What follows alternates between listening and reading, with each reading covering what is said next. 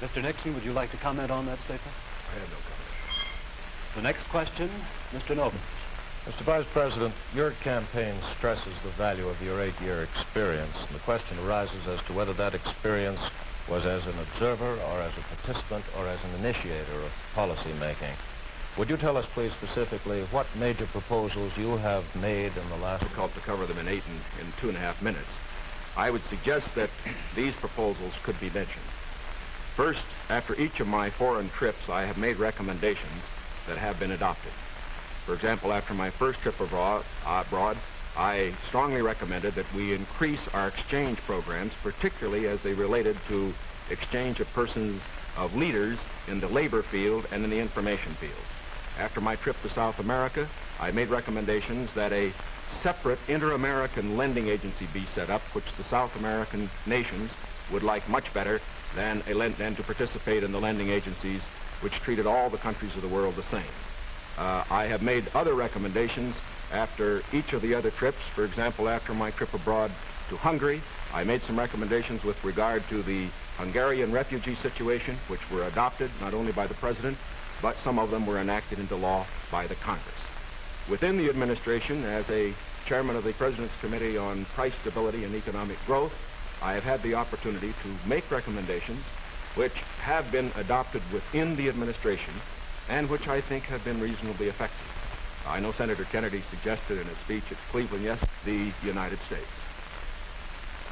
Well, I would say in the latter that and that's what I found somewhat unsatisfactory about the figures, Mr. Nixon, that you used in your previous speech. When you talk about the Truman administration, Mr. Truman came to office in 1944 and at the end of the war, and for 7.5 years.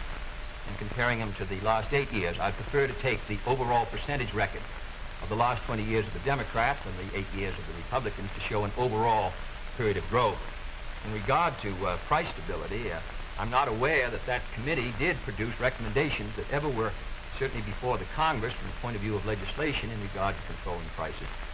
In regard to the exchange of students, of labor unions, I am chairman of the subcommittee on Africa, and I think that one of the most unfortunate phases of our policy towards that country was the very minute number of exchanges that we had. I think it's true of Latin America also. We did come forward with a program of students for the Congo of over 300, which was more than the federal government had for all of Africa the previous year. So that I don't think that we have moved, at least in those two areas, with sufficient vigor. The next question to Senator Kennedy from Mr. Warren. Senator Kennedy, during your brief speech a few minutes ago, you mentioned farm surpluses. I'd like to ask this. It's a fact, I think, that presidential candidates traditionally make promises to farmers. Lots of people, I think, don't understand why the government pays farmers for not producing certain crops, or paying farmers if they overproduce, for that matter. Let me ask, sir, why can't the farmer operate like the businessman who operates a factory? If an auto company overproduces a certain model car, Uncle Sam doesn't step in and buy up the surplus. Why this constant courting of the farmer? Well, because I think that if the federal government moved out of the program and withdrew its support, then I think you would have complete economic chaos. The farmer plants in the spring and harvests in the fall. There are hundreds of thousands of them. They're not able to control their market very well. They bring their crops in or their livestock in, many of them about the same time. They have only a few purchasers that buy their milk or their hogs, few large companies in many cases, and therefore the farmer is not in a position to bargain very effectively in the marketplace. I think the experience of the 20s has shown what a free market could do to agriculture. And if the agricultural economy collapses, then the economy of the rest of the United States sooner or later will collapse. The farmers are the #1 market for the automobile industry of the United States. The automobile industry is the #1 market for steel. So if the farmer's economy continues to decline as sharply as it has in recent years, then I think you would have a recession in the rest of the country. So I think the case for the government intervention is a good one. Secondly, my objection to present farm policy is that there are no effective controls to bring supply and demand into better balance. The dropping of the support price in order to limit production does not work. And we now have the highest surpluses, $9 billion worth. We've had a higher tax load from the Treasury for the farmer in the last few years with the lowest farm income in many years. I think that this farm policy has failed. And my judgment, the only policy that will work will be for effective supply and demand to be in balance, and that can only be done through governmental action. I therefore suggest that in those basic commodities which are supported, that the federal government, after endorsement by the farmers in that commodity, attempt to bring supply and demand into balance, attempt effective production controls so that we won't have that 5 or 6% surplus which breaks the price 15 or 20%. I think Mr. Benson's program has failed. And I must say, after reading the Vice President's speech before the farmers as he read mine, I don't believe that it's very much different from Mr. Benson. I don't think it provides effective governmental controls. I think the support prices are tied to the average market price of the last 3 years, which was Mr. Benson's theory.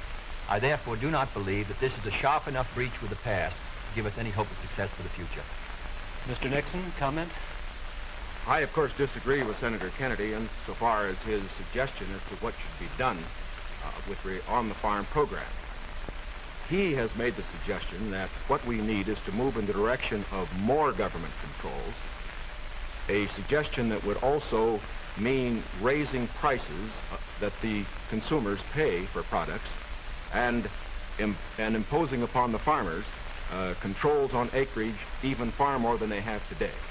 I think this is the wrong direction. I don't think this has worked in the past. I do not think it will work in the future. The program that I have advocated is one which departs from the present program that we have in this respect. It recognizes that the government has a responsibility to get the farmer out of the trouble he presently is in because the government got him into it. And that's the fundamental reason why we can't let the farmer go by himself at the present time. The farmer produced these surpluses because the government asked him to through legislation during the war. Now that we have these surpluses, it's our responsibility to indemnify the farmer during that period that we get rid of the surpluses. Until we get the surpluses off the farmer's back, however, we should have a program, such as I announced, which will see that farm income holds up. But I would propose holding that income up, not through a type of program that Senator Kennedy has suggested that would raise prices, but one that would indemnify the farmer, pay the farmer in kind from the products which are in surplus. The next question to Vice President Nixon from Mr. Van Oker. Mr. Vice President, since the question of executive leadership is a very important campaign issue, I'd like to follow Mr. Noven's question. Now, Republican campaign slogans, you see them on signs around the country, as you did last week, say, it's experience that counts. That's over a picture of yourself, sir, implying that you've had more governmental executive decision-making experience than your opponent. Now, in his news conference on August 24th, President Eisenhower was asked to give one example of a major idea of yours that he adopted. His reply was, and I'm quoting, "If you give me a week, I might think of one. I don't remember." Now, that was a month ago, sir, and the President hasn't brought it up since. And I'm wondering, sir, if you can clarify which version is correct, the one put out by Republican campaign leaders or the one put out by President Eisenhower? Well, I would suggest, Mr. Van Oker, that if you know the President, that was probably a facetious remark. I would also suggest that insofar as his statement is concerned, that I think it would be improper for the President of the United States to disclose the instances in which members of his official family had made recommendations, as I have made them through the years, to him which he has accepted or rejected. The President has always maintained, and very properly so, that he is entitled to get what advice he wants from his cabinet and from his other advisors without disclosing that to anybody, including, as a matter of fact, to Congress. Now, I can only say this. Through the years, I have sat in the National Security Council. I have been in the cabinet. I have met with the legislative leaders. I have met with the President when he made the great decisions with regard to Lebanon, Kimoy Matsu, other matters. The President has asked for my advice. I have given it. Sometimes my advice has been taken. Sometimes it is not. I do not say that I have made the decision. And I would say that no president should ever allow anybody else to make the major decisions. The President only makes the decisions. All that his advisors do is to give counsel when he asks for it. As far as what experience counts and whether that is experience that counts, that isn't for me to say. I can only say that my experience is there for the people to consider. Senator Kennedy's is there for the people to consider. As he pointed out, we came to the Congress in the same year, now have the opportunity to evaluate his as against mine, and I think both he and I are going to abide by whatever the people decide. Senator Kennedy?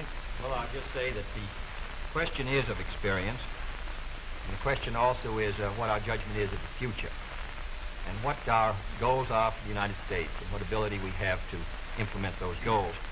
Abraham Lincoln came to the presidency in 1860 after a rather little-known session in the House of Representatives, and after being defeated for the Senate in 58 and was a distinguished president. There is no certain road to the presidency. There are no guarantees that if you take one road or another that you will be a successful president. I have been in the Congress for 14 years.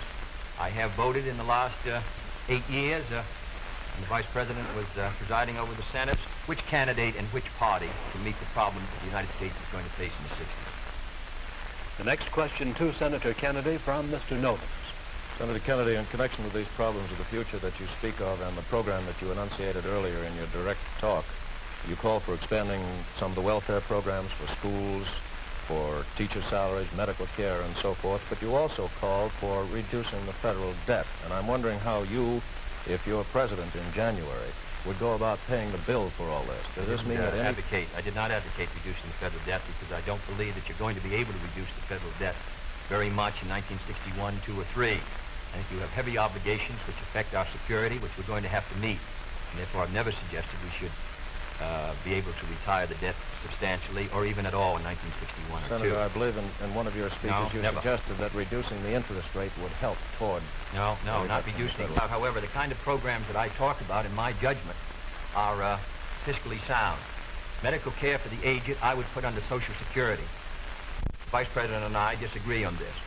The program, the Nixon or the Nixon-Javits program, would have cost, if fully used, $600 million by the government per year and $600 million by the state. The program which I advocated, which failed by 5 votes in the United States Senate, would have put medical care for the aged in Social Security and would have been paid for through the Social Security system and the Social Security tax. Secondly, I support federal aid to education and federal aid for teachers' salaries. I think that's a good investment. I think we're going to have to do it.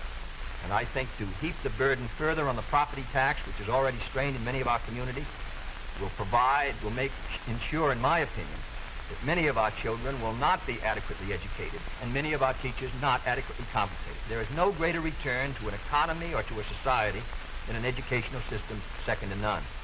On the question of the development of natural resources, I would pay as you go, in the sense that they would be balanced and the power revenues would bring back sufficient money to finance the projects, in the same way as the Tennessee before us all.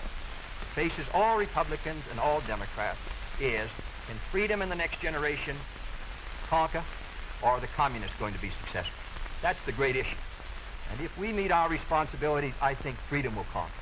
If we fail to move ahead, if we fail to develop sufficient military and economic and social strength here in this country, then I think that the tide could begin to run against us.